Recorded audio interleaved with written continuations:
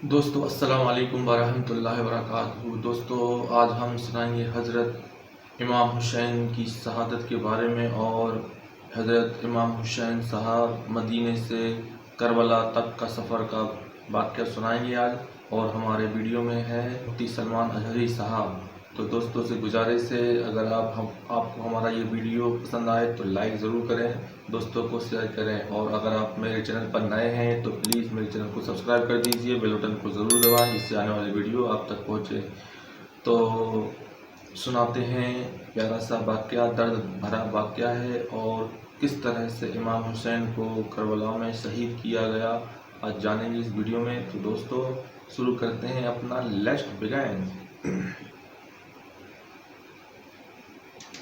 اور وہ رات بھی آ گئی جب رسول اللہ کا یہ عظیم نواسہ مدینے سے رخصت ہو رہا ہے، جہاں ان کی پیدائش ہوئی 4 ہجری شعبان المعظم کا مہینہ تھا جب امام حسین مدینے میں پیدا ہوئے تھے۔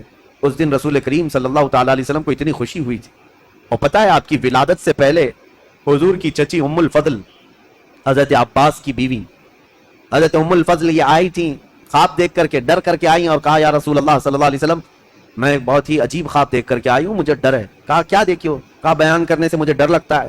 کہا بتائیں تو صحیح خواب کیا ہے؟ تو چچی ام الفضل نے کہا تھا میں نے کل خواب میں دیکھا آپ کے جسم کا ایک ٹکڑا کٹ گیا اور میری گود میں گرا ہے۔ حضور نے فرمایا گھبرانے کی ضرورت نہیں، فاطمہ کے گھر بیٹا پیدا ہوگا اور وہ پرورش کے لیے تمہاری گود میں ڈالا جائے گا، اور فاطمہ کا بیٹا میرے جسم کا ٹکڑا ہے۔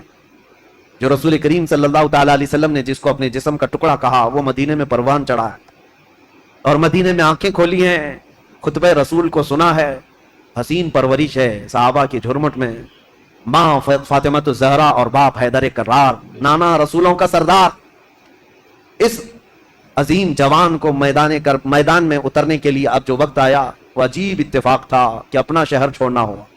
امام حسین کہتے ہیں میرے نانا نے یہ فرمایا تھا کہ ہر نبی اس جگہ دفن ہوتا ہے جو جگہ اسے سب سے زیادہ محبوب ہوتی، لہذا سید الانبیاء جہاں دفن ہے تو مدینہ ان کو سب سے زیادہ محبوب ہے۔ لیکن عجیب اتفاق ہے اے حسین، رسول کا جو سب سے محبوب علاقہ ہے وہ مجھ سے چھوٹا چلا جا رہا ہے۔ امام حسین اپنے خاندان کو لے کر حضور صلی اللہ علیہ وسلم کے روضے پر آئے اور آتے ساتھ رو پڑے، ہاں نانا جان یہ وہی شہر ہے جہاں میں آپ کے کندھوں کی سواری کرتا تھا، یہاں کے در و دیوار گواہ ہیں، اور یہاں موجود لوگ بھی گواہ ہیں کہ آپ سے جو میری محبت تھی یا مجھ سے جو آپ کی محبت تھی اس کے قصے مشہور ہیں۔ لیکن آج میں مدینے سے رخصت ہو رہا ہوں، اس لیے نہیں کہ مجھے کوئی جائیداد بنانی ہے، صرف اس لیے کہ آپ کے دین پر کوئی آنچ آنے نہ پائے۔ امام حسین حضور اکرم صلی اللہ تعالیٰ علیہ وسلم کے روضہ اطہر سے اجازت لیتے ہوئے نکلے تھے۔ مدینے والے کہتے ہیں وہ عجیب سما تھا کہ مدینے والے دیکھتے رہ گئے۔ اہل بیت کا قافلہ جب نکل رہا تھا، اس میں حضرت امام حسین کے بھتیجے، بیٹے، بیٹیاں، بہن اور کئی لوگ شامل تھے۔ یہ قافلہ بعد میں بڑھتا چلا گیا، لیکن مدینے سے نکلنے والے قافلے میں اتنے تھے۔ اور پھر امام حسین اپنی والدہ ماجدہ سیدہ کائنات فاطمہ الزہرا کی قبر کے پاس آئے اور بے اختیار رو پڑے، اپنی ماں کو آخری مرتبہ سلام کہہ رہے تھے۔ مدینے والے کہتے ہیں کہ حسین کا جانا ہم نے دیکھا تھا، حسین واپس مدینے کبھی نہ آئے، اور مدینے والے روکتے رہے کہ ہم آپ کی بیعت بھی کریں گے اور آپ کی حمایت بھی کریں گے، آپ مدینے سے نہ جائیں۔ کئی لوگ آپ کے جبے کو تھام کر پکڑے ہوئے تھے، کہا ہم آپ کو چلتا پھرتا دیکھتے ہیں تو رسول اللہ کی یاد آتی، ہم آپ کو یہاں محسوس کرتے ہیں تو ہمیں نبی پاک کی خوشبوئیں محسوس ہوتی ہیں، آپ اگر مدینہ خالی کر کے جائیں تو ہمیں بتائیں رسول اللہ کے گھر میں آپ بچا کون؟ آپ کے بھائی شہید ہو چکے، امام حسن آپ کے باپ بھی نہیں ہیں، رسول اللہ کے گھر کی ایک نشانی آپ ہیں، اور آپ جا رہے ہیں اور اپنی اولاد کو بھی لے جا رہے ہیں۔ کیا مدینہ رسول اللہ کے گھر سے خالی ہو جائے گا؟ اگر رسول اللہ کا گھر یہاں نہیں ہے تو پھر کس کا گھر رہے گا؟ مدینے والوں کی وہاں پر جو بےتابی تھی، آہو فغاں تھے، یہاں تک کہ وہ لوگ لڑنے کو تیار ہوئے اور تلواریں نکال چکے تھے۔ کہا حسین ابن علی ہماری تلواریں ہیں آپ کے ساتھ ہیں، اللہ کا واسطہ دیتے ہیں آپ نہ جائیں۔ امام حسین نے ایک ہی جملہ کہا میں رہ تو جاؤں گا تمہاری باتوں پر، لیکن کل کو جو عیاش لڑکا بیٹھا ہوا ہے تخت خلافت پر یعنی یزید، یہ مقابلے کے لیے مدینہ بھی فوج بھیج دے گا، اور حرم رسول کو میں مسلمانوں کے خون سے رنگین نہیں کر سکتا۔ نبی پاک کا شہر میری وجہ سے خون آلود ہو جائے مجھے یہ گوارا نہیں، میں میرے نبی پاک کے شہر کا حد درجہ احترام کرتا ہوں، مجھے جانے دو۔ یہ قافلہ مدینے والوں کی آنکھوں سے اوجھل ہو گیا. مدینے والے کہتے ہیں راتوں کی نیند غائب ہو گئی, ہمارا چین و سکون غرق ہو گیا. ہم اہل بیت کے اس گھر پر آتے تھے جو رسول اللہ کے حجرے سے لگا ہوا تھا, جہاں کبھی سیدہ کائنات فاطمہ الزہرا رہا کرتی تھیں. حضرت فاطمہ کا وہ مکان جو آج رسول اللہ کی جالیوں کے اندر آ گیا ہے. اہل مدینہ کہتے ہیں اس گھر کے اطراف ہم گھومتے تھے, اس لیے کہ ہمیں پتہ ہے اس گھر کی تاریخ, کہ حضور اگر اس گھر کے اندر بیٹھے ہوتے اور قرآن اترنا ہوتا تو جبرائیل دروازے پر کھڑے ہو کر پہلے اجازت لیتے پھر گھر میں آتے تھے. دوسری جگہوں پر جبرائیل امین براہ راست حضور پر وحی لے کر آتے تھے, آیتیں لے کر آتے, لیکن جب فاطمہ الزہرا کے گھر میں حضور ہوتے تھے تو جبرائیل اجازت لے کر آتے تھے. اہل مدینہ کہتے ہیں وہ گھر خالی ہو چکا تھا, اس گھر کے اندر اب کوئی نہیں تھا. اہل بیت نبوت کا یہ گھرانہ, رسول اللہ کا یہ خاندان سب چل پڑا تھا. مدینے والے کہتے بھی تھے کہ کیسا وقت آ گیا کہ آج نبی پاک نے جس مدینے کو عظمت کا بلند مقام دے دیا, اس مدینے میں ان کے ہی گھر کے لوگ رہنے کے لیے آج پریشان کیے جا رہے ہیں, ستائے جا رہے ہیں, اور یہاں سے ہجرت کرنے پر مجبور کیے گئے. امام حسین ابن علی رضی اللہ تعالیٰ اپنے خاندان سمیت نکل کر کے مکہ مکرمہ پہنچے. شعبان المعظم کا مہینہ تھا, تقریباً 4 تاریخ تھی جو حضرت امام حسین کی پیدائش کی تاریخ. جب تقریباً 4 شعبان کو مکہ مکرمہ میں داخل ہوئے, مکہ والوں نے شاندار استقبال کیا. عبداللہ بن زبیر بھی وہاں تھے, عبداللہ بن عمر بھی وہاں تھے. انہوں نے کہا حسین ابن علی آپ آ گئے مدینے سے سلامتی کے ساتھ, اہلاً و سہلاً مرحبا, آپ کے لیے مبارکبادی ہو. ولید بن عقبہ سے, مروان بن حکم سے, یزید سے آپ نے جان بچا لی, اب امن و امان میں آپ رہیں. مکہ مکرمہ میں یہ خاندان نبوت اہل بیت کا گھرانہ خوشحالی کے ساتھ رہ رہا تھا. لیکن برا ہو ان کوفی شیعوں کا. شیعان علی ایک جماعت ہے جو بعد میں چل کر شیعہ کہتے ہیں نا, شیعہ کا مطلب حمایتی. حضرت علی رضی اللہ تعالیٰ عنہ کے حمایتیوں کی ایک جماعت تھی, شیعان علی ان کو کہا جاتا تھا, جو کوفہ میں رہتے تھے, برسوں سے حضرت علی کے زمانے سے تھے, کیونکہ حضرت علی نے بھی دارالخلافہ کوفہ کو بنایا تھا. اور حضرت علی کے بعد امام حسن بھی وہاں رہے کوفہ میں, اور اس کے بعد وہ ہجرت کر کے مدینے چلے گئے, تب پھر امام حسین بھی گئے تھے. تو کوفہ والوں کا تعلق حضرت علی کے گھرانے سے پہلے سے تھا. اور امام حسین کی یہ تاریخ میں آپ کو بتاتا ہوں کہ جب امیر معاویہ خلیفہ یعنی حکومت کر رہے تھے, اس وقت بھی کوفہ والے امام حسین کو خط لکھ کر بلا رہے تھے کہ امیر معاویہ کو معزول کر دیتے ہیں, آپ آ جائیے. امام حسین نے منع کیا, کہا کہ میں پھر سے وہ عظیم جنگیں دیکھنا نہیں چاہتا ہوں جو میرے باپ کے زمانے میں ہوئی ہیں.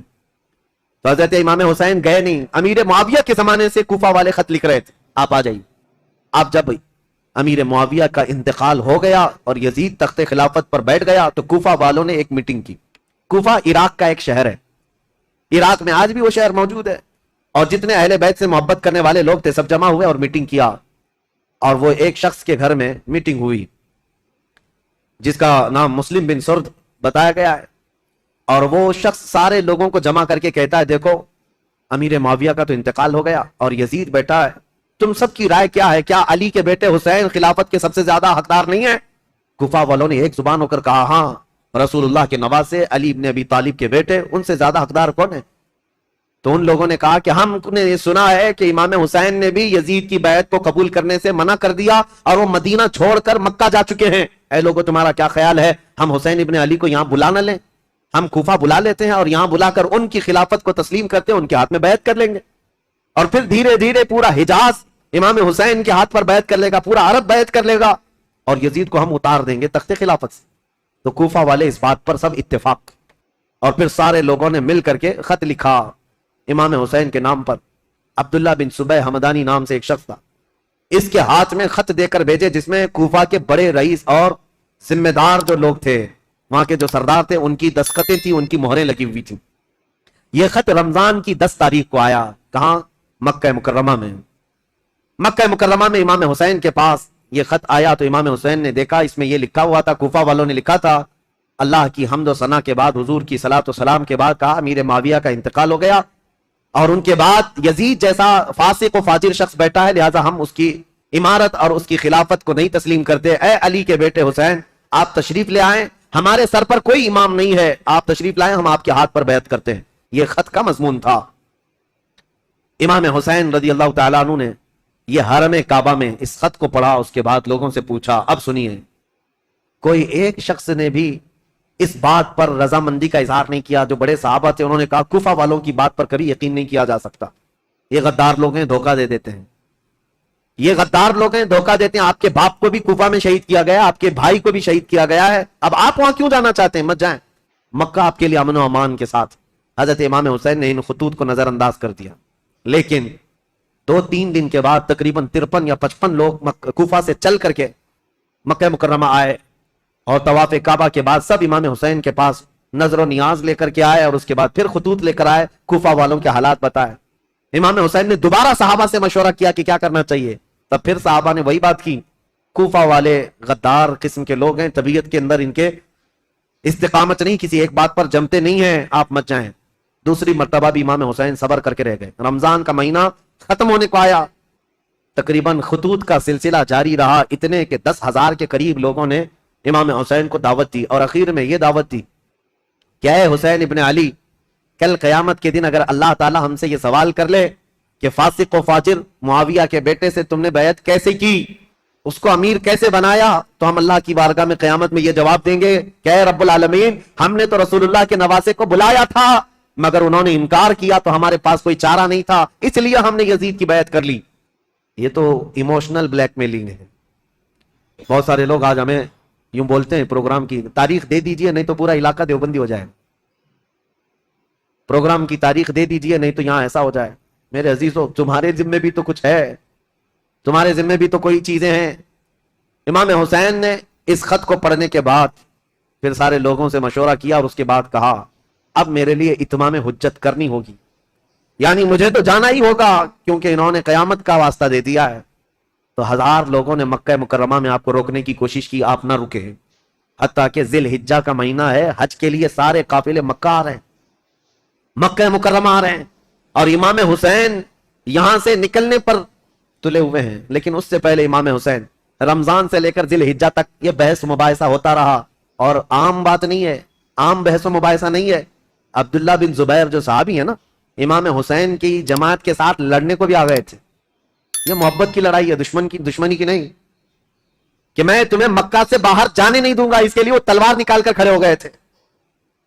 یہ بھی لڑائی قریب تھی, مکہ کے مکرمہ سے نہ جانے دیں گے, کیونکہ عبداللہ بن زبیر جانتے تھے کہ کوفہ والے ان کا کیا کریں گے. تو پھر امام حسین رمضان کے بعد بھی رک گئے. جب امام حسین اصرار کرنے لگے بار بار, تو چند صحابہ آئے اور ان سے مشورتاً یہ کہا کہ اگر آپ کو جانا ہی ہے اور کوفہ والوں کے بارے میں آپ یہ کہہ رہے ہیں کہ یہ ہزاروں لوگ بیعت قبول کرنے کو تیار ہیں, تو آپ نہ جاتے ہوئے پہلے اپنے خاندان کے کسی معتمد شخص کو وکیل بنا کر بھیجیں, اور وہ جا کر کے براہ راست حالات دیکھے گا اور وہ خبر دے گا, تب آپ جائیے. ان کے خطوں کے بھروسے پر مت جائیے, ان کے خط اور ان کے بولیوں پر مت جائیے. تو امام حسین نے اس مشورے کو تسلیم کر لیا. پھر اپنے بھائی مسلم بن عقیل کو, چچیرے بھائی تھے حضرت امام مسلم بن عقیل جو ہیں, یہ حضرت امام حسین کے چچیرے بھائی, حضرت عقیل حضرت علی کے سگے بھائی. تو مسلم بن عقیل سے آپ بڑی محبت رکھتے تھے اور معتمد بھی تھے امام حسین کے. بلایا اور کہا کہ بھائی تم جاؤ کوفہ اور میری جانب سے وہاں لوگوں سے بیعت لے لینا وکیل بن کر, اور حالات دیکھ کر کے مجھے خبر کر دینا. یہ تاریخ ہے. ایک طرف یزید ساری جگہوں پر اپنے سخت گیر حکام کو نافذ کر چکا ہے, بہت جلاد قسم کے گورنروں کو بٹھایا ہوا ہے, اور ایک طرف امام حسین رضی اللہ تعالیٰ عنہ اور ان کے حامیوں کا یہ ایک طریقے سے معاملہ چل رہا تھا. خلافت کو لے کر کے یہ باتیں چلی رہی تھی. تو حضرت امام حسین نے جب اپنے بھائی امام مسلم کو بھیجا تو وہ نکلے کوفہ کے لیے, اور جب وہ کوفہ جا رہے تھے تو تاریخ میں موجود ہے امام مسلم بن عقیل کے 2 چھوٹے بچے محمد اور ابراہیم بھی ساتھ ہو گئے, کیونکہ وہ باپ کے بغیر رہتے نہیں تھے. امام مسلم بن عقیل اپنے 2 بچوں کے ساتھ کوفہ کے لیے روانہ ہوئے. جیسے ہی کوفہ میں آئے, کوفہ والے جوق در جوق امام مسلم کا استقبال کرتے ہیں, اور اتنی بڑی تعداد میں استقبال کیا کہ تقریباً ایک ہی رات میں 12,000 لوگ آپ کے ہاتھ پر بیعت کیے.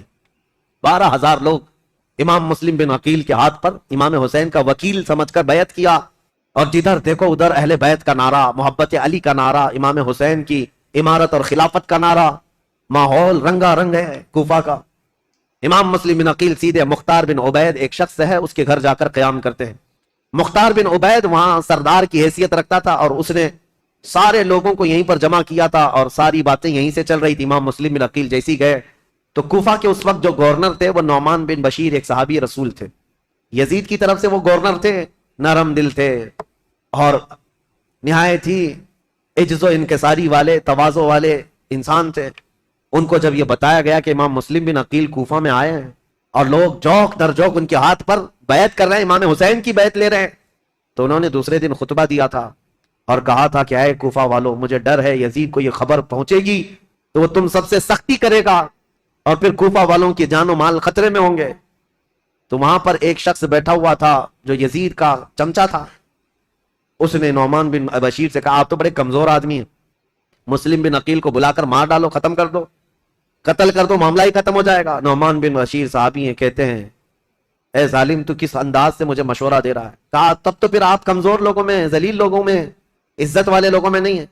انہوں نے نعمان بن بشیر نے ایک تاریخی جملہ کہا تھا، مجھے ایسی ذلت گوارا ہے جس میں رب کی عزت ہے، رب کی رضا ہے، اور مجھے ایسی عزت گوارا نہیں جس میں رب کی ناراضی ہو اور کسی کا خون میرے ہاتھ سے رنگا ہو.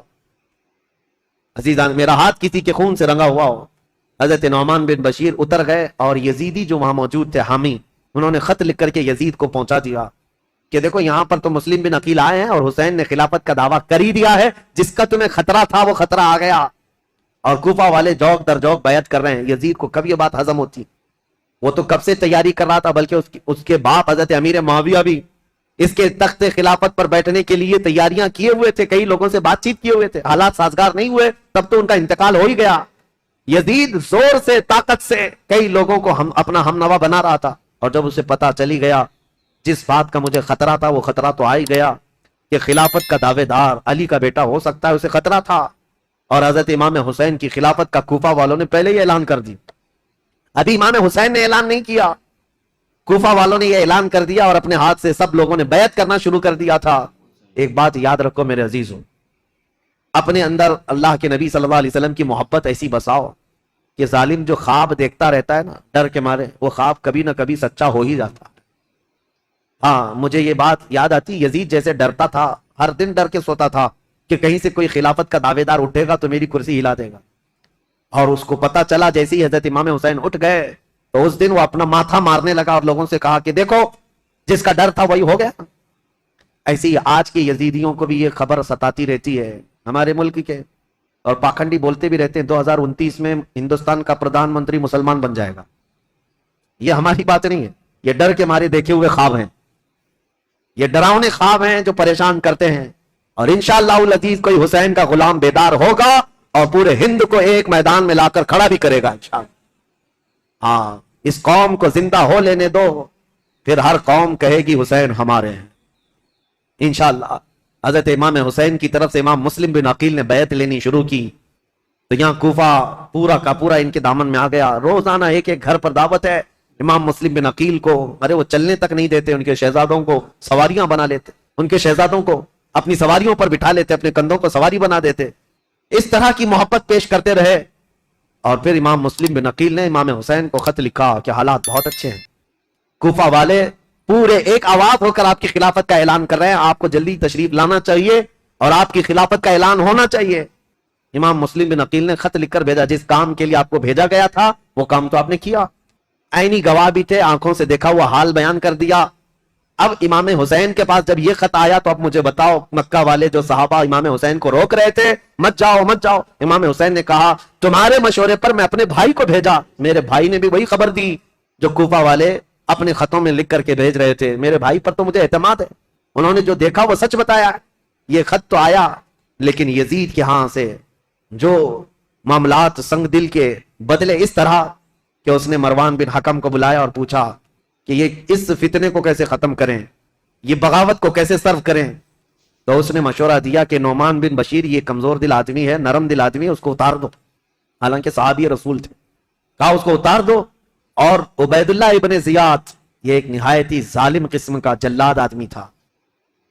اس کی ماں کے متعلق ہی مشہور تھا جو زنا کرتی یا کرواتی رہی، جس سے پیدا ہوا، اور اس کی ظلم کی داستانیں لوگوں میں مشہور تھیں. یہ بصرہ کا گورنر تھا. یزید نے فوراً لیٹر لکھ کر بھیجا کہ یہاں سے عبید اللہ بن زیاد سیدھے کوفہ جائے اور وہاں کے حالات کو اپنے ہاتھ میں کنٹرول کرے. عبید اللہ بن زیاد جیسے ہی یزید کا خط آیا وہ کوفہ نکلا.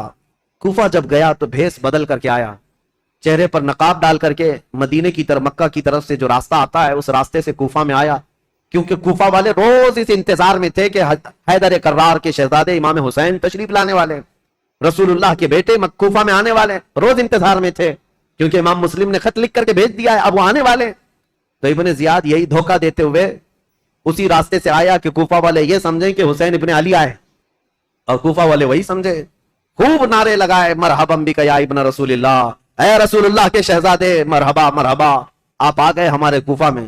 یہ ظالم کچھ بھی نہیں جواب دیتا تھا، پردہ ڈالے ہوئے جلوس میں چلتا رہا اونٹنی پر بیٹھ کر، اور جب دارالخلافہ پہنچا یا گورنر ہاؤس پہنچا تو وہاں پہنچتے ہی گورنر ہاؤس میں اندر گیا، دروازہ بند کیا، چھت پر کھڑے ہو کر پھر خطبہ دیا اور کہا ہے لوگوں، یہ علی بن ابی طالب کا بیٹا حسین نہیں، میں عبید اللہ بن زیاد یزید کی طرف سے نیا گورنر بن کر آیا ہوں، نعمان بن بشیر کو معزول کیا جاتا ہے، آج سے کوفہ کے سارے معاملات میرے ہاتھ میں ہوں گے۔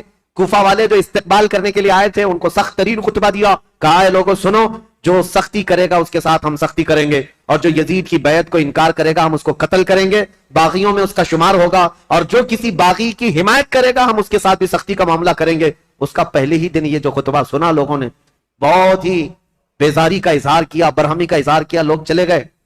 اب امام مسلم بن عقیل کے حالات اب بدلنے کو آ گئے، کوفہ والے بس گیدڑ بھپکی سے ڈر گئے، عبید اللہ بن زیاد کے ایک خطبے سے ڈر گئے، اور اس کے بعد دوسرے دن عبید اللہ بن زیاد نے کیا کیا، کوفہ کے جتنے قبیلے تھے، خاندان تھے، ان خاندانوں کے جو جو بڑے لوگ تھے، خاندان کا جو بھی رئیس ہوتا، ان سب کو اپنے گورنر ہاؤس میں بلایا، اور بلا کر کے اتنا سخت ڈرایا اور کہا تم میں سے کوئی بھی اگر مسلم بن عقیل کو اپنے گھر میں پناہ دیا یا دیتا ہوا نظر آیا تو میں تمہاری پھانسی کا پھندا یہیں پر لٹکاؤں گا، اور اس کے بعد تمہارے لیے وہ عبرتناک سزا ہوگی، اس لیے کہ یزید امیر المومنین کی طرف سے مجھے یہ آرڈر ہے۔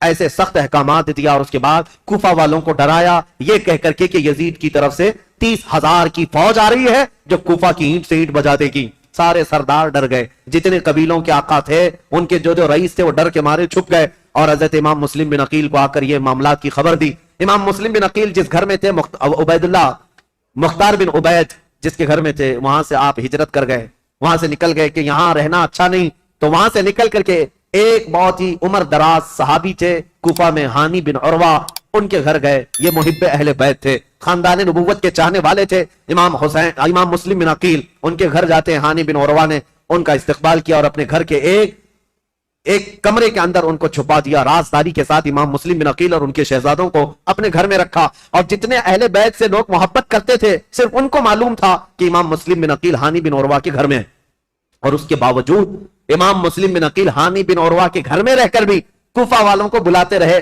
جو اب تک 60,000 کی تعداد میں پہنچے تھے بیعت کرنے والے۔ اب ان لوگوں میں اب چھانٹنا شروع کیا کہ ابھی بچے کتنے ہیں۔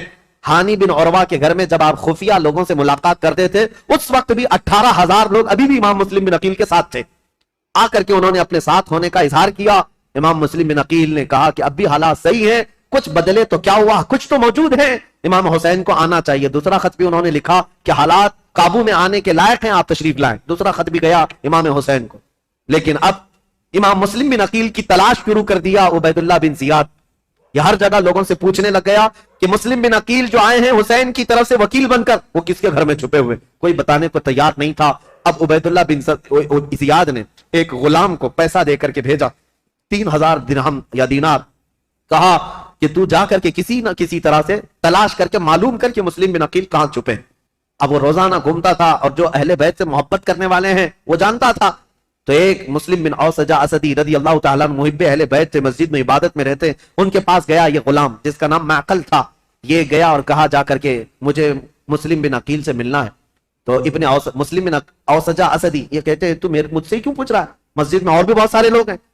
تو یہ غلام کہتا ہے آپ تو جانتے ہیں حالات خراب ہے، میں اہل بیت کا کٹر حامی ہوں، محب ہوں، میں کچھ نظر اور نیاز لے کر کے آیا ہوں امام مسلم بن عقیل کو دینے کے لیے، وہ ہمارے شہر کوفہ میں غریب ہیں، لوگوں نے ان کو پریشان کر رکھا ہے۔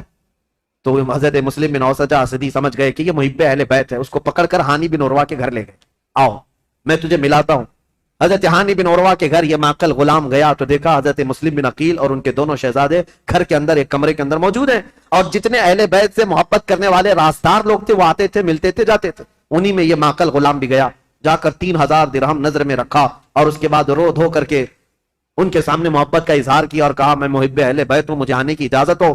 تو اس کو آنے کی روزانہ اجازت ملی، دن بھر ان کے حجرے میں بیٹھا رہتا، کتنے لوگ کوفہ سے ان سے ملنے آ رہے ہیں، کون کون کیا کیا باتیں کر رہا ہے، سب سنتا، اور رات میں جا کر عبید اللہ بن زیاد کو ساری رپورٹ دیتا، ساری جاسوسی کرتا تھا۔ اس زمانے کا وہ مشہور ٹپر، جو یہاں پر بھی بہت سارے لوگ اس طرح کے، اس لیے مجھے یہ کہنا پڑ رہا ہے، یہ سب سے برا کام ہے جس پر اللہ اور اس کے رسول کی لعنت ہوئی ہے۔ میرے آقا صلی اللہ تعالیٰ علیہ وسلم نے ان کے لیے جہنم کی بشارت دی ہے، جو مسلمانوں کی جاسوسی کرتے ہیں یا مسلمانوں کی خبریں کفار و مشرکین کو پہنچاتے ہیں، ان کو منافقین میں شمار کیا گیا، منافقین میں شمار کیا گیا ہے۔ حضور اکرم صلی اللہ تعالیٰ علیہ وسلم اس قدر ناراض تھے، اس قدر ناراض، صرف ایک صحابی کے بارے میں بیچ میں بات آئی، عرض کرتا ہوں توبہ کریں میرے عزیزوں، میں ممبئی کے ایک علاقہ جہاں گھنی آبادی ہے مسلمانوں کی، نام نہیں ذکر کر رہا ہوں کیونکہ ریکارڈ ہوتا ہے اور ہر جگہ چیزیں پہنچتی ہیں، ایک گھنی آبادی کا علاقہ ہے، وہاں جانے کے بعد ایک حاجی صاحب ہے، ان سے ملاقات ہوئی تو لوگوں کے کاروبار پوچھ رہے تھے، تو اس میں انہوں نے کہا کہ یہاں کے اکثر مسلمانوں کا جو کاروبار ہے وہ ٹپ دینا ہے، پولیس کو ٹپ دینا ہے، اسی پر ان کی روزی روٹی چلتی ہے، اور کچھ جو ہے جھوٹے فرضی کاغذات پر فلیٹوں کی خرید و فروخت کرتے ہیں، ٹوپی ڈالتے ہیں، یہی کاروبار ہے، نعوذ باللہ من ذالک۔ ان باتوں میں ہماری قوم کو سب سے زیادہ بدنام کیا گیا ہے، یا ہوگا 500 روپے 1000 روپے کے لیے کیا کوئی اپنی قوم بیچ دے گا؟ کوئی اپنی قوم بیچ دے گا؟ میرے عزیزوں، تم ہرگز یہ مت سمجھنا کہ تمہاری خبریں دینے سے تم ان کے سامنے عزیز بن جاؤ گے، وہ ایسے کتے ہیں کہ ایک شکار کے بعد دوسرا شکار تم ہی ہوگے، تمہارا ہی نمبر ہو۔ اور میں جو بات عرض کر رہا تھا حدیث، وہ عرض کر کے آگے بڑھتا ہوں۔ ایک صحابی حضرت ابو لبابہ، یہودیوں کے متعلق حضور نے رات میں میٹنگ کی تھی کہ ان کے ساتھ کیا کرنا ہے، سارے صحابہ کا اتفاق ہو گیا تھا، یہودی چونکہ دھوکہ دیے تھے مدینے والوں کو، میٹنگ میں بات پاس ہو گئی کہ کیا کرنا ہے، لیکن حضور نے رات میں یہ کہا تھا کہ کوئی بھی اس بات کی خبر باہر نہیں پہنچائے گا، یہ رسول اللہ کا راز ہے۔ لیکن حضرت ابو لبابہ صحابی یہ باہر جا رہے تھے، یہودیوں نے انہیں پکڑ لیا، پرانی دوستی تھی، بچپن کی دوستی تھی، کہا ابو لبابہ سنا ہے رسول اللہ نے کچھ میٹنگ کی ہے ہمارے بارے میں، کیا مشورہ ہوا ہے؟ کہا نہیں بتاؤں گا، ہرگز نہیں بتاؤں گا، اللہ کے رسول کا راز ہے۔ تو ان پر پریشر ڈالنے لگے، پرانی دوستی کا واسطہ دیتے ہوئے، بچپن کی دوستی ہے، کچھ تو بتاؤ، اچھا اشارہ تو بتاؤ۔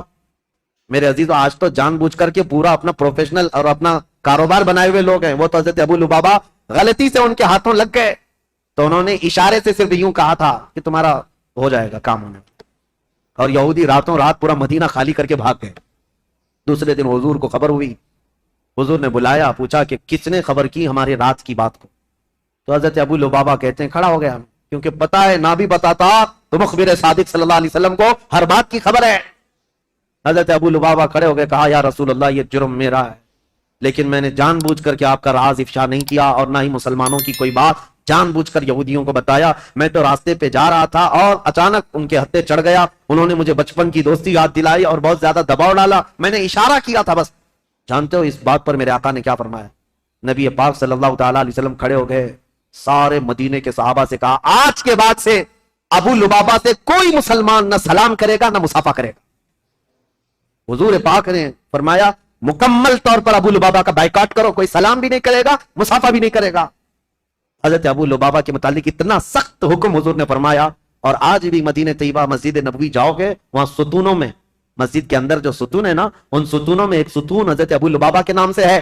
ابو لبابہ نے کیا کیا؟ اپنی بیوی کو بلایا اور کہا اب میں جینے کے قابل نہیں ہوں، مجھے اس کمبے سے باندھ دینا جب تک میری توبہ قبول نہ ہو۔ ان کو رسی سے ان کی بیوی باندھ کر چلی جاتی۔ حد تو یہ ہے وہ مدینے والے کیسے تھے، صحابہ تو دیکھتے تھے ان کو نمازوں کے وقت کھولا جاتا تھا، حضور کے پیچھے نماز پڑھتے تھے، پھر رسی سے باندھ دیے جاتے، کھانے کے وقت ہاتھ کھولتے، ان کی بیوی بھی کچھ پوچھو تو منہ پھیر لیتی، کہتی رسول اللہ نے منع کیا، تم سے سلام بھی نہیں کیا جا سکتا، کلام بھی نہیں، جینے کا حق ہے اس لیے کھانا دیا جا رہا ہے۔ بیوی تک نہیں بات کرتی تھی۔ حضرت ابو لبابہ پر یہ دن ایک دن دو دن کا بائیکاٹ نہیں، تقریباً 33 دن تک چلا۔ حضور نماز پڑھاتے تھے لیکن ان سے ملتے نہیں تھے، اور اللہ رب العزت ان کی توبہ کا اعلان فرماتا ہے، حضور پر وہی آتی ہے جن سے یہ غلطی ہو گئی، اے رسول اللہ نے انہیں بخش دیا، معاف کر دیا۔ حضور اپنے ہاتھوں سے رسی کھولتے ہیں۔ یہ بات بیچ میں آئی ہے تو اس لیے مجھے عرض کرنا ہے، کچھ لوگوں کو ایسا لگتا ہے مسلمانوں کی جاسوسی کرنا، ان کی خبریں لے جا کر کے بڑے عہدے داروں کو بتانا، ٹپ دینا، اس میں ہماری عزت بڑھے گی، زیادہ سے زیادہ کیا ہوگا تمہارا؟ چند جرائم میں پولیس تمہیں معاف کر دے گی، اتنا ہی ہے، کچھ نہیں ہے۔ عزت حاصل کرو اللہ کی بارگاہ میں۔ ہونا تو یہ چاہیے کہ اپنی قوم اور اپنی جماعت کے متعلق پہلے تو حالات ایسے ہوتے تھے کہ ہمارے بڑے، ہمارے بزرگ بتاتے ہیں کہ دوسروں کو ہماری جماعت کے ہمارے محلے میں آنے سے پہلے اجازت لینی پڑتی تھی، اتحاد ہوتا، یونٹی ہوتی. آج ہر کوئی ایک دوسرے کے پیچھے پڑا ہوا ہے، اس کی جاسوسی وہ کرے، اس کی جاسوسی یہ کرے، جاسوسی میں پوری زندگی گزر جا رہی. قیامت کے دن اللہ کی بارگاہ میں کیا کہو گے؟ اور قرآن کا 26ویں پارے کی یہ آیت بھی یاد رکھو. اللہ نے فرمایا اجتنبوا کثیرا من الظن، اللہ فرماتا ولا تجسسوا، لوگوں کی جاسوسی مت کرو. اور جو جاسوسی کرتا ہے مومن کے لیے یا غیبت کرتا ہے اس کے لیے اللہ قرآن میں فرماتا گویا کہ وہ اپنے مرے ہوئے بھائی کا گوشت کھاتا ہے، مرے ہوئے بھائی کا گوشت کھاتا ہے. میں ان سب سے کہوں گا ظالموں، مردہ کھانے والوں، توبہ کر لو، ابھی دن باقی ہیں، ابھی دن باقی ہیں. تم نے جن لوگوں کو ذلیل کرنے کے لیے آج تخت پر بیٹھے ہوئے لوگوں کی رضامندی حاصل کرنے کے لیے مسلمانوں کی خبریں لے جا کر پہنچاتے ہو، دن بدلیں گے، وقت بدلے گا، پھر تمہاری حالت ایسی ہوگی نہ تم اپنی قوم کے ہوگے نہ کسی اور قوم کے ہوگے، تمہیں منافقین میں شمار کیا جائے گا. توبہ کر لو. امام مسلم بن عقیل کی خبریں پہنچانے والا وہ ماقل غلام، اس کے ساتھ یہی ہوا 3000 درہم دے کر کے نذرانہ اور ساری رپورٹیں لا کر عبید اللہ بن زیاد کے پاس پہنچاتا تھا. عبید اللہ بن زیاد ساری باتیں سنتا رہا اور ہانی بن عروہ کو ایک دن بلا لیا. کہا ہانی بن عروہ سے اس کے پرانے تعلقات تھے، لیکن ہانی بن عروہ جب سے وہ آیا تھا ملنے نہیں گئے تھے. بلایا اچانک گورنر ہاؤس پہ، کہا کیا بات ہے ہانی بن عروہ، ہم سے ملاقات نہیں کر رہے ہو؟ کہا میں بیمار تھا اس لیے نہیں آیا. کہا بیمار نہیں، تم تو فتنوں میں مبتلا ہو، امیر المومنین کے خلاف فتنہ کرنے کا گھر کو اڈا بنا رکھا ہے، مسلم بن عقیل کو تم سہارا دیے ہوئے ہو، روزانہ پلاننگ کرتے ہو اپنے گھر میں اور خلافت کے خلاف لوگوں کو بغاوت پر ابھار رہے ہو. حضرت ہانی بن عروہ نے کہا ایسا تو نہیں کر رہا میں. تو اس نے وہ غلام کو سامنے پیش کیا، کہا اس کو پہچانتے ہو؟ کہا ہاں یہ تو محب اہل بیت ہے. وہ ماقل بن یسار جو غلام تھا، اس نے کہا میں کوئی محب اہل بیت نہیں، میں عبید اللہ بن زیاد کا سپاہی ہوں، میں ان کی طرف سے آیا کرتا تھا. ہانی بن عروہ دیکھ کر دنگ رہ گئے. مسلمان کو اگر کسی نے ڈنک مارا ہے تو دوسرا مسلمان ہی مارا ہے. اکثر یہی ہوا ہے تاریخ میں، جب تک اپنا کوئی گھر کا بھیدی نہیں ہوتا تب تک کوئی دشمن ہم پر غالب نہیں ہوتا. پوری تاریخ میں دیکھیں آپ، یہی ہوتا رہا ہے. ہانی بن عروہ نے کہا تو اب یہ تیری جاسوسی تھی تو سن لے، حقیقت بات یہ ہے مسلم بن عقیل خود آئے ہیں میرے گھر اور وہ اہل بیت سے ہیں، میں ان کو منع نہیں کر سکتا اس لیے میں اپنے گھر میں رکھا ہوں. مسلم بن عقیل کی ابھی یہ بات چل رہی تھی، کوفہ میں یہ بات گردش کرنے لگ گئی کہ وہ قبیلہ بنی مزعج کے تھے، ایک قبیلہ تھا بنی مزعج، اس قبیلے کے ہانی بن عروہ سردار تھے. مشہور ہو گئی ہانی بن عروہ کا قتل ہو گیا، ان کو مارا گیا. تب سارے ان کے خاندان کے لوگ اور سب کے سب جمع ہو گئے. یہ تعداد بھی قریب 12,000 کی تھی. امام مسلم بن عقیل اس میں باہر نکل کر کے آ گئے، کوفہ کے جتنے لوگ ہیں ان کو لے کر گورنر ہاؤس کا گھیراؤ کر لیا، سب کو باہر جمع کر لیا. امام مسلم بن عقیل نے کہا اس وقت تک نہیں جائیں گے جب تک ہانی بن عروہ کے قتل کے بارے میں ہم ابن زیاد سے بدلہ نہ لیں گے. کوفہ والے نعرہ لگاتے ہوئے آ گئے. یہ وقت بھی ایسا تھا امام مسلم بن عقیل چاہتے تو پورے گورنر ہاؤس کو تباہ کر دیتے، لیکن جب 12,000 لوگ آئے تھے تو ابن زیاد نے کیا کیا، ہانی بن عروہ کو اس نے قتل نہیں کیا تھا، وہیں گورنر ہاؤس میں قید کر کے رکھا تھا. بوڑھے صاحب ہی تھے، ان کو پکڑ کر کے چھت پر لایا گیا اور یہ زور زبردستی ان سے کہا گیا اپنے قبیلے والوں سے کہہ دو واپس چلے جائیں، اپنے قبیلے والوں سے کہہ دو مسلم بن عقیل کا ساتھ چھوڑ دیں ورنہ ہانی بن عروہ تمہارا قتل ہو جائے گا، ٹکڑے ہو جائیں گے. ہانی بن عروہ چھت پر آئے اور اعلان کیا ہے لوگوں میں زندہ ہوں، مجھے نہیں مارا گیا ہے، لیکن بات یہ ہے فتنہ و فساد ہو رہا ہے، تم لوگ سب منتشر ہو جاؤ. تو ابن زیاد کی طرف سے ایک آدمی کھڑا ہوا کہ اے بنی مزعج کے لوگوں، تم سے ابن زیاد کی کوئی دشمنی نہیں ہے، ہانی بن عروہ کا وہ دوست ہے، تم سب مسلم بن عقیل سے دور ہو جاؤ. ہانی بن عروہ کو کوفہ میں ایک عزت دار عہدہ دیا جائے گا اور ان کو یہاں پر عزت و تکریم سے نوازا جائے گا. قبیلے کے سارے لوگ نکل گئے. یہی وہ تاریخ ہے جب امام مسلم بن عقیل رات کو نماز پڑھانے کے لیے کھڑے تھے، عشاء کی 12,000 لوگ تھے. رات بھر یہ قضیہ چلتا رہا اور سارے قبیلے بنی مزعج کے اور کوفہ والے چھوڑ کر کے جاتے رہے. صبح کے وقت امام مسلم بن عقیل کے پیچھے فجر میں صرف 3 لوگ باقی تھے، 3 لوگ باقی رہ گئے. تاریخ میں ایسا باپ کبھی سنا ہے اپنے 12,000 لوگ ایک بیت چھوڑ کر کے جائیں اور 3 لوگ باقی رہ جائیں؟ یہ رسول اللہ کے خاندان والوں کا بہت عظیم امتحان تھا. امام مسلم بن عقیل نے دیکھا کہ سارے چھوڑ کر چلے گئے، لیکن ہوا کیا، سب کے جانے کے بعد حضرت امام مسلم بن عقیل اب تیسرا گھر ڈھونڈنے والے تھے کہ کسی کے گھر تو رکوں جا کر. پہلے مختار بن عبید کے گھر میں تھے، دوسرے ہانی بن عروہ کے گھر میں. اب حضرت امام مسلم بن عقیل جہاں سے گزرتے تھے کوفہ والے اپنا گھر بند کر دیتے تھے، کوفہ والے گھر بند کر دیتے، ان کی وجہ سے ہمارے اوپر عذاب آ جائے گا، یہ ابن زیاد ہمیں چھوڑے گا نہیں، ہمیں مار ڈالے گا. امام مسلم بن عقیل گھومتے رہے پھرتے رہے، دن بھر کسی نے آپ کے لیے دروازہ نہیں کھولا. کوئی دروازہ نہیں کھولا، بھوکے اور پیاسے کوفہ میں. یہ وہ کوفہ ہے جو 3 دن میں بدل گیا. عبید اللہ بن زیاد کے آتے ہی پورے لوگوں کی طبیعت چینج ہو گئی. ایک عورت تھی طوعا نام کی، وہ اہل بیت سے محبت کرنے والی، امام مسلم بن عقیل کو دیکھتی ہے اور لے کر کے آ جاتی ہے، میرے گھر میں رک جائے، چاہے پورا زمانہ مخالف ہو جائے میں اپنی جان کی بازی لگا دوں گی، لیکن رسول اللہ کے گھر والوں کو اس طرح میں راستوں پر گھومتا پھرتا نہیں دیکھ سکتی، آپ آئیں میرے گھر. امام مسلم بن عقیل اس عورت کے گھر گئے. طوعا یہ عورت بڑی جانثار تھی. اب ادھر ہوا یہ کہ ہانی بن عروہ کا قبیلہ تو چلا گیا. اب ہانی بن عروہ کو جو اس نے دعویٰ کیا تھا کہ ان کو عزت سے نوازا جائے گا، کچھ نہیں. ان کو دوسرے دن کھڑا کیا گورنر ہاؤس میں، کہا مسلم بن عقیل کو میرے حوالے کر دو. ہانی بن عروہ نے کہا میں اپنا سارا گھر اور اپنی جان تیرے حوالے کر سکتا ہوں، مسلم بن عقیل کو تیرے حوالے نہیں کروں گا. اب ان کی دوستی بھی ختم ہو گئی. ہانی بن عروہ نے جب ایسی سختیاں کی تو عبید اللہ بن زیاد نے فوجیوں سے کہا کہ اس بوڑھے کو باہر لے جاؤ اور رسی سے باندھ کر کے راستوں پر کھینچو تاکہ کوفہ والے دیکھتے رہے. ہانی بن عروہ کو عبید اللہ بن زیاد کے ظالم فوجی رسیوں سے باندھ کر کوفہ کی گلیوں میں کھینچتے رہے. صحابی رسول ہیں، بوڑھے صحابی تھے، 80 سال کی عمر تھی. جب گلیوں میں کھینچا جاتا تھا وہ کھڑے ہو کر پوچھتے تھے، چیختے تھے کوئی ہے، کوئی مجھے لاٹھی تو دے دے، کوئی رسی تو دے دے، میں کسی سے حفاظت کر لوں. ان کا خود کا قبیلہ بھی قریب آنے کو تیار نہیں، یہاں تک کہ گھماتے پھراتے ان کو گورنر ہاؤس پر لایا گیا. جب انہوں نے سخت جملے کہے، اے عبید اللہ بن زیاد سن لے، میں گواہی دیتا ہوں تو کذاب ابن کذاب ہے، اور جس کی خلافت کا تو دعویٰ کرتا ہے یزید وہ سب سے بڑا دجال ہے، کذاب ہے. اس بات پر عبید اللہ بن زیاد نے حکم دیا اور ہانی بن عروہ رضی اللہ تعالیٰ عنہ کو پٹک کر کے قتل کر دیا گیا. صحابی رسول کو شہید کر دیا گیا. میرے عزیزوں، یہاں سے کوفہ میں جو اہل بیت اطہار کے جانثاروں کی شہادت شروع ہوئی، اس میں پہلے ہانی بن عروہ تھے، اور اس کے بعد وہ مسلم بن اوسج اسدی جو محب اہل بیت تھے، ان کا قتل ہوا. پھر آپ ڈھونڈنے کے لیے بھیجا کہ جہاں کہیں مسلم بن عقیل ہیں ان کو ڈھونڈ کر کے لاؤ. یہ حالات ہوتے رہے. اور طوعا نام کی عورت کے گھر مسلم بن عقیل تھے. اتفاق ایسا کہ اس طوعا نامی عورت کا جو بیٹا تھا محمد بن اشعث، وہ ابن زیاد کے درباری تھا، فوجی تھا. اور اس کو خبر ملی تو ابن زیاد سے آ کر کے کہا میری ماں نے پناہ دے رکھی ہے مسلم بن عقیل کو، لیکن میری ماں بہت ڈھیٹ ہے، مانے گی نہیں، وہ مجھ سے بھی لڑ جائے گی، مسلم بن عقیل کو حوالے نہیں کرے گی. تو کیا کیا جائے؟ ابن زیاد نے پوچھا تو اس نے کہا بیٹے نے میرے ساتھ 10 فوجیوں کو بھیجو، کسی نہ کسی طرح گرفتار کر کے لاؤں گا. تو 10 فوجیوں کو یا 12 فوجیوں کو لے کر یہ محمد بن اشعث آیا اور اپنی ماں سے آ کر کہا کہ ماں تو ایک مجرم کو پناہ دی ہے، ماں تو نے ایک غدار کو اور دھوکے باز کو اور خلافت کے باغی کو پناہ دیا ہے، تجھے پتہ نہیں انجام کیا ہے. تو آپ باہر نکلی اور کہا مجھے افسوس ہے اس دن پر جس دن میں نے تجھے دودھ پلایا تھا، اس دن پر مجھے افسوس ہے، اور تو کہتا ہے میں نے باغی کو پناہ دی ہے. نہیں، در حقیقت میں نے رسول اللہ کے گھر کو اپنے گھر میں بسایا ہے، میں نے رسول اللہ کے گھر کو اپنے گھر میں بسایا ہے. مسلم بن عقیل تیرے حوالے نہیں ہوں گے. اپنے بیٹے سے وہ لڑ گئی.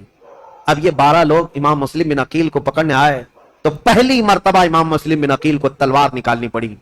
کوفہ میں پہلی مرتبہ جب تلوار نکالی تو یہی 10-12 سے آپ کا مقابلہ ہوا.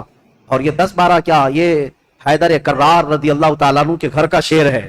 مسلم بن عقیل کی تلوار چمکتی تھی اور سامنے وہ بھاگے پھرتے تھے کتوں کی طرح، کوئی پکڑنے کو آتا نہیں تھا.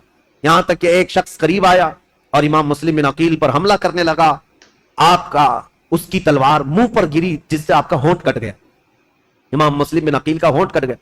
امام مسلم بن عقیل، سخت شدت کی دھوپ ہے اس دن، طوعا نامی خاتون سے کہتے ہیں اے محب اہل بیت، جانثاران اہل بیت کی خاتون، مجھے تھوڑا پانی دے دے، میں پانی پیوں گا اور ان کا کام تمام کروں.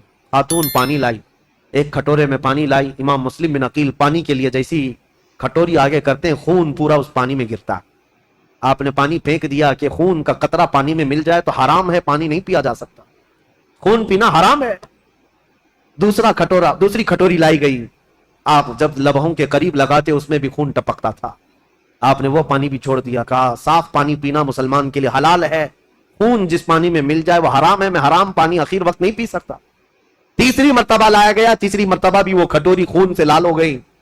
آپ نے رکھ دیا اور کہا شاید اب میری زندگی میں دنیا کا پانی نہیں ہے.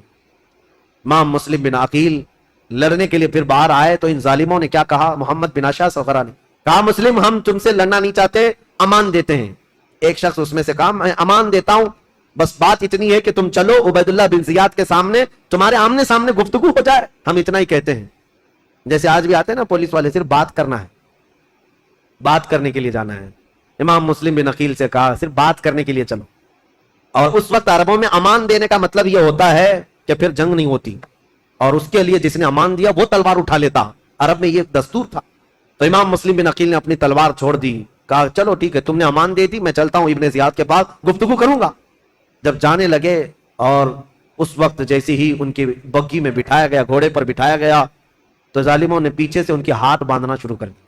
امام مسلم بن عقیل کے ہاتھ باندھے. آپ نے پوچھا جب تم نے امان دے دیا اور صرف بات ہی کرنا ہے تو پھر یہ ہاتھ باندھنا کیوں شروع کیا؟ یہ پہلی غداری ہے تمہاری. کہا نہیں ابن زیاد کے پاس چلو. جب وہاں پہنچے تو آپ کو اس انداز سے نہیں لے جایا گیا جیسے بلایا گیا تھا، کھینچ کر کے بے عزتی کے ساتھ لایا گیا، عبید اللہ بن زیاد کے سامنے لایا گیا. اب یہ جو مکالمہ ہوا ہے، جو گفتگو ہوئی ہے، ابن زیاد نے اب گفتگو شروع کی اور کہا اے مسلم بن عقیل، کیا تم یہ فتنہ پروری کر رہے ہو؟ یہاں کے لوگ امن و امان میں تھے، یہاں کے لوگ حسب عادت بہت اچھے مزاج کے تھے، اور تم نے آ کر فتنہ ڈال دیا اور حقیقی خلیفہ کے خلاف بغاوت کیا. امام مسلم بن عقیل نے کہا نہ ہم فتنہ کرنے کے لیے آئے اور نہ یہاں کے لوگ امن و امان میں تھے. ہم کو یہ خبر دی گئی کہ یہاں تیرے باپ کی حکومت ظلم کے ساتھ قائم کی گئی ہے اور ان کے ساتھ کوفہ والوں کے ساتھ ظلم ہوتا تھا. ہم ان کو زمانے رسول کی خلافت یا زمانے رسول کی حالت پر لانے کے لیے اپنا شہر چھوڑ کر آئے ہیں. تو ابن زیاد نے کہا اے مسلم بن عقیل، تم کو اتنی فکر ہو گئی؟ تم تو مدینے میں شراب پینے والے لوگ. مسلم بن عقیل نے مسکرا کر کہا پورا زمانہ گواہ ہے، رسول اللہ کا گھرانہ شراب تو دور کی بات، میری کھٹوری میں خون کا قطرہ گرا تھا، میں نے وہ پھینک دیا ہے. شراب کی بات کرتا ہے؟ شراب تو تجھ جیسا آدمی پیتا اور تیرا امیر پیتا ہے یزید، جو مسلمانوں کی خون پر اپنی کرسی بچھایا ہوا ہے. یہ باتیں سخت ہو گئی امام مسلم بن عقیل کی اور ابن زیاد کی. ابن زیاد نے کہا کہ مسلم، ابھی تمہارے پاس وقت ہے کہ تم یزید کی امارت اور اس کی خلافت کو تسلیم کر لو تو ہمارے درمیان بات بن جائے گی. ابن زیاد نے جیسے ہی کہا، مسلم بن عقیل نے کہا تو ہم سے اس بات کا وعدہ لینا چاہ رہا ہے جو قیامت تک ہونے والا نہیں ہے، جو قیامت تک ہونے والا نہیں ہے. اور ہماری زندگیاں کیا، ہماری نسلیں ختم ہو جائیں گی، لیکن جس بات پر تو عہد لینا چاہتا ہے وہ ممکن نہیں ہے. ابن زیاد نے تلوار نکالی اور کہا اگر وہ ممکن نہیں ہے تو پھر میری تلوار سے تمہارا مقابلہ ممکن ہے. مسلم بن عقیل نے کہا میں نہیں کہتا تھا کہ تجھ جیسا خون پینے والا ہی شرابی ہے، اور تیرے لیے ہی یہ سزاوار ہے کہ تو ہی مسلمان کے خون سے اپنے آپ کو آلودہ کر سکتا ہے. یہ گفتگو ہوتی رہی. کوفہ کے گورنر ہاؤس میں عبید اللہ بن زیاد نے امام مسلم بن عقیل کو پیچھے ہاتھ باندھ کر اوپر چھت پر لے جانے کا حکم دیا. جلاد کو بلایا اور جلاد کو بلانے کے بعد امام مسلم بن عقیل کی ہڈیاں توڑی گئیں، آپ کی ہڈیاں توڑی گئیں، اور اس کے بعد امام مسلم بن عقیل کو قتل کر کے گورنر ہاؤس کے اوپر سے پھینکا گیا. آپ کا سر مبارک الگ اور جسم مبارک الگ پھینکا گیا تھا. انا للہ و انا الیہ راجعون. یہ خاندان نبوت کے پہلے شہید ہیں، پہلے شہید کوفہ میں جنہوں نے دم توڑ دیا. لیکن جانتے ہو گورنر ہاؤس میں مسلم بن عقیل کی یہ حالت تھی کہ جب آپ کے ہاتھ باندھ کر کے آپ کو اوپر لے جایا جا رہا تھا تو کئی لوگ وہاں موجود تھے. ان کی طرف دیکھ دیکھ کر کے امام مسلم بن عقیل کہہ رہے تھے اے لوگو، دنیا کا یہ دستور ہے، کیسر اور کسرا جیسے ظالم بادشاہ بھی جب کسی کو پھانسی دیتے تو پھانسی دینے سے پہلے اس سے پوچھ لیتے تیری کوئی خواہش ہے تو بتا دے. یہ کیسی حکومت تمہاری آ گئی؟ کیا مجھ سے کوئی پوچھنے والا نہیں ہے؟ تو لوگ کہتے اگر کوئی چیز چاہتے ہو تو بتاؤ.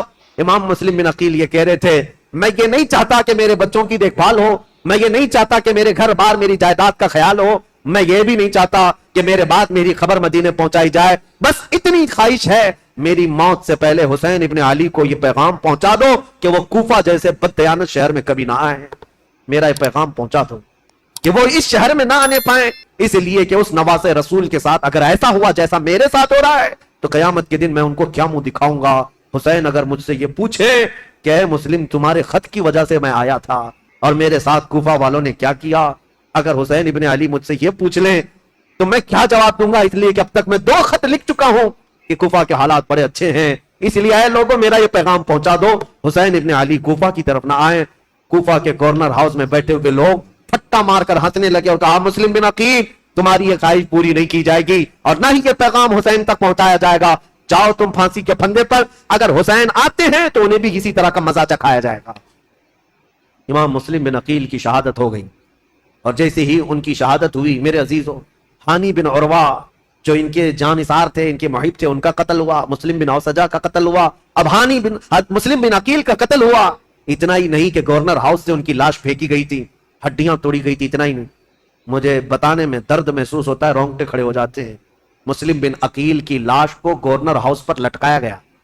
کوفہ والے دیکھتے رہو، جو بغاوت کرے گا اس کا انجام یہی ہوگا، جو ہمارے امیر کے خلاف کھڑا ہوگا اس کے ساتھ ہم یہی برتاؤ کریں گے. میں یہ کہتا ہوں اے مسلمانوں، اس واقعے کو بار بار یاد کرنا. موب لنچنگ یہ آج کی تاریخ نہیں ہے، کوفہ والوں نے بہت پہلے شروع کر رکھا تھا.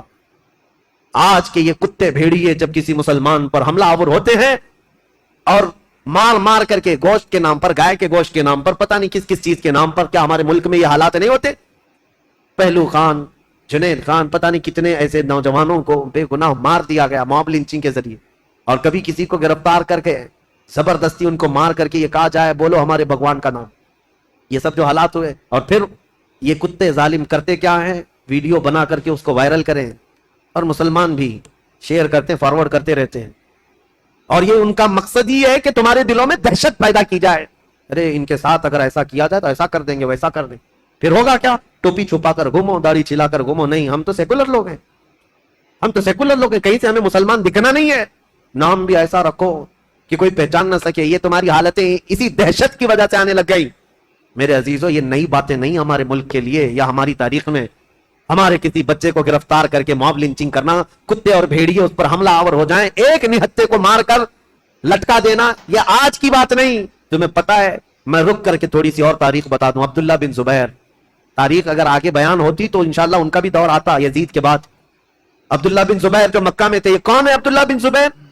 یہ حضرت ابو بکر صدیق کے نواسے ہیں. ان کی ماں اسما بنت ابو بکر اور باپ زبیر بن عوام، رسول اللہ کے عشرہ مبشرہ صحابہ میں سے. ان کے بیٹے، ماں صدیق اکبر کی بیٹی اور باپ رسول اللہ کی پھوپھی کے بیٹے. یہ عبداللہ بن زبیر، ان کے ساتھ جو ہوا تھا پتا ہے؟ یزید کے دور کا ہی ایک گورنر حجاج بن یوسف عبداللہ بن زبیر سے مکہ میں 40 دن تک لڑا تھا، جس کی لڑائی کی وجہ سے خانہ کعبہ کا غلاف جل گیا تھا اور حجر اسود کو نقصان پہنچا تھا. اور وہ جنتی دمبا جو حضرت اسماعیل علیہ السلام کے قربانی کے وقت جنت سے لایا گیا تھا، وہ دمبے کا جو اس کے سینگ تھے، جو نشانیاں تھی، وہ جل گئی تھی، ختم ہو گئی تھی. اتنے بڑے واقعات پیش آئے عبداللہ بن زبیر کے زمانے میں. اور ہوا کیا تھا پتا ہے؟ وہ تھک ہار کر کے گھر کے اندر آئے. اسما بنت ابو بکر، اس وقت ان کی عمر 90 سال کے قریب تھی، تقریباً 90 سال کے قریب کی عمر ہے حضرت اسما کی، یا 80 سال کی عمر ہے. بیٹا جب تھک کر آیا تو اسما بنت ابو بکر اٹھاتی ہیں اور کہتی ہیں، بیٹا، شیروں کو یہ زیب نہیں دیتا کہ وہ جھوپڑی کے سائے میں بیٹھے. تو بوڑھی ماں کی فکر نہ کر، دین اسلام کی فکر کر. بیٹے کو بھیج دیا اور بیٹا شہید ہو گیا تھا. عبداللہ بن زبیر قتل ہو گئے تھے. آپ کو ایسا لگ رہا ہوگا کربلا کے واقعات میں بیچ میں کہاں سے آئے؟ یہ اس لیے بتا رہا ہوں، موب لنچنگ کا دور اور موب لنچنگ جو ہو رہی ہے اس کے متعلق کہہ رہا ہوں. عبداللہ بن زبیر کو قتل تو کیا حجاج بن یوسف نے، لیکن جانتے ہو ان کی لاش کو 40 دن تک ایک کھمبے پر باندھ کر لٹکایا گیا تھا. 40 دن تک لٹکایا گیا تھا، اور تاریخ میں موجود ہے. لیکن وہ پورا جسم 40 دن تک تر و تازہ تھا. ہر دن خون کا قطرہ ٹپکتا تھا اور جسم اسی طرح تر و تازہ تھا. نہ جسم میں کوئی سڑن، کوئی بدبو، نہ ہی بوسیدگی، کچھ نہیں. اب جو بات کہنے کی ہے امپورٹنٹ وہ یہ ہے، بوڑھی ماں اسما بنت ابو بکر روزانہ لاٹھی پکڑ کر آتی تھی، ہر دن اپنے بیٹے کو دیکھتی تھی اور گھر جاتی تھی. لاش لٹکی ہوئی ہے اور ماں روزانہ دیکھتی تھی اور گھر جاتی تھی. 40 دن گزرنے کو آئے تب اسما بنت ابو بکر نے کیا کہا تھا پتا ہے؟ اپنی لاٹھی پکڑ کر کے کہا تھا، 80-90 سال کی خاتون، اے مکہ والو، اس دولہے کا سواری سے اترنے کا وقت کب آئے گا؟ کیا ابھی وہ وقت نہیں آیا کہ یہ دولہا اپنی سواری سے اتر جائے؟ بیٹے کی لاش کھمبے سے لٹکی ہوئی ہے، لیکن ماں اس وقت تک ہمت نہیں ہارتی، لوگوں سے کہتی ہے میرا بیٹا دولہا ہے اور سواری پر سوار ہے. پھر 40 دن کے بعد ان کی لاش کو لا کر دفن کیا گیا. یہ باتیں اس لیے میں عرض کر رہا ہوں کہ تمہارے جذبے جوان رہے. ہمارے لیے موت، ہمارے لیے کسی کا کٹ جانا، مر جانا ہمارے حوصلوں کو توڑنے والا نہیں ہونا چاہیے. اسی لیے اکثر میں تقریروں میں کہتا ہوں، ان ظالم بھیڑیوں سے اور کتوں سے یہ بتاؤ، اگر میری گردن کل کو کاٹ دی جاتی ہے، مجھے پھانسی پر چڑھایا جاتا ہے، یہ ہرگز مت سمجھنا کہ تم نے اسلام کو ختم کر دیا یا اسلام کا نقصان پہنچا دیا یا مسلمانوں کو ختم کر دیا. ہرگز نہیں. ہمارا تو یہ ماننا ہے اسلام زندہ ہوتا ہے ہر کربلا کے بعد. اسلام زندہ ہوتا ہے ہر کربلا کے بعد. حضرت امام مسلم بن عقیل کی لاش کو لٹکا کر کوفہ والوں نے یہ موب لنچنگ ہی تو کیا تھا. تو کیا اس وقت اسلام ختم ہو گیا؟ سب ڈر کر کے، سہم کر کے سب چیزیں چھوڑ دیے؟ نہیں میرے عزیزو، اسلام پھلتا رہا، پھولتا رہا. اسی لیے یہ کچھ دیر کی خاموشی ہے پھر شور آئے. آج کتوں کا وقت ہے، کل ہمارا دورہ ہے. इंशाअल्लाह अज़ीज़। इमाम मुस्लिम बिन अकील की शहादत के बाद जो होलनाक मनाजिर पेश आए कूफा की सरजमीन पर, वो बयान से बाहर हैं मेरे अजीजों। अब मैं रुलाने के लिए बयान नहीं करता, लेकिन गम हमारा कुदरती है, गम हमारा फितरती है, आ जाता है।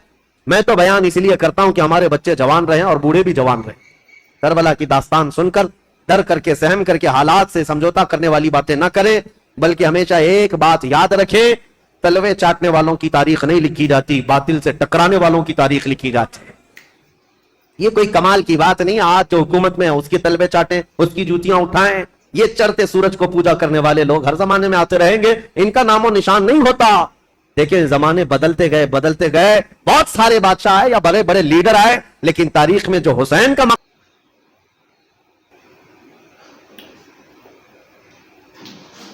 तो दोस्तों देखा आपने किस तरह से मुफ्ती सलमान अजहरी साहब ने ये बयान दिया है, प्यारा लगा।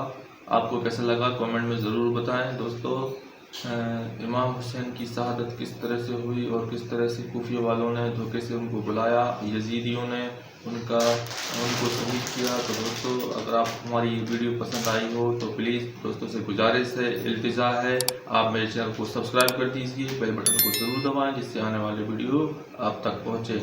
अगर आप हमारा ये वीडियो पसंद आए तो एक कमेंट ज़रूर करें। तो हमें इजाज़त दीजिए और हम ऐसे ही इंटरेस्टिंग वीडियो लाते रहेंगे और इस्लामिक वीडियो भी लाते रहेंगे और वाक़यात भी आपको सुनाते रहेंगे। तो हमें इजाज़त दीजिए। खुदा हाफिज़।